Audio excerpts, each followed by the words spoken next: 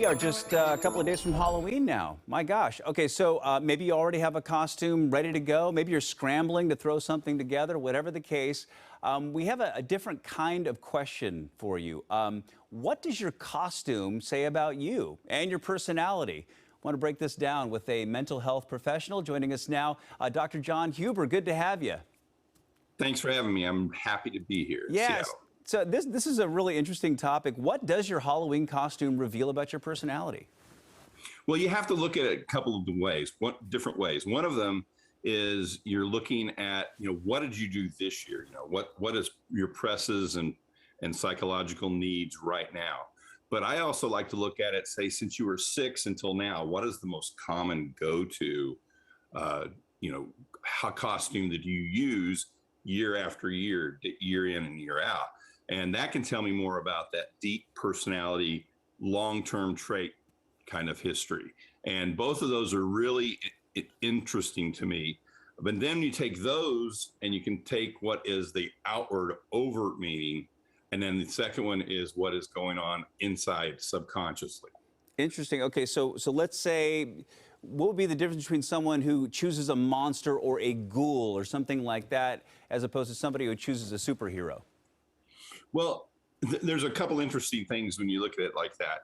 You could be diametrically opposed to the ghouls, so you're poking fun at them.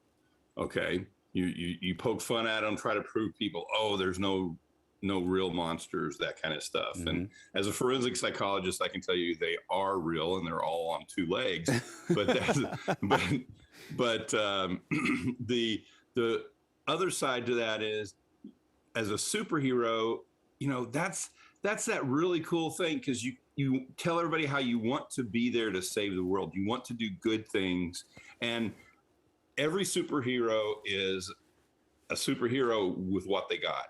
Think of Captain Underpants. He's not physically fit. Right. Not everybody's Batman and Superman.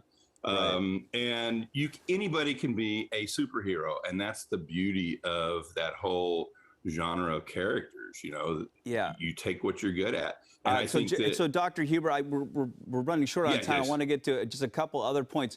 Is there a particular costume that would indicate that you're more intelligent than another sort of costume in that regard? What I look at is the person who can take a piece of cardboard and some aluminum foil, and all of a sudden they walk out and they go to a party and everybody knows they're Godzilla. Nobody has to go, what is that?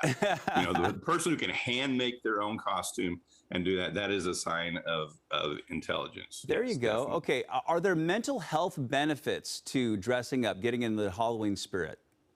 Oh, absolutely. It's a way to vent and laugh, and laughter is an amazing thing.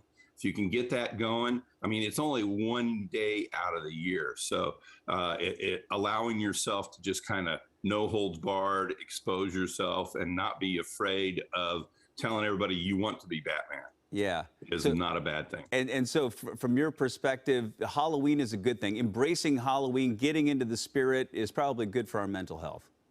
Oh, absolutely. Anytime, again, we can find something to laugh at in this world, let's go for it, because there's just not enough time for all of us out there. So amen to that. Dr. John Huber, great to have you. Thank you so much. Thank you, and have an amazing day. And you do the same. Happy Halloween. Let's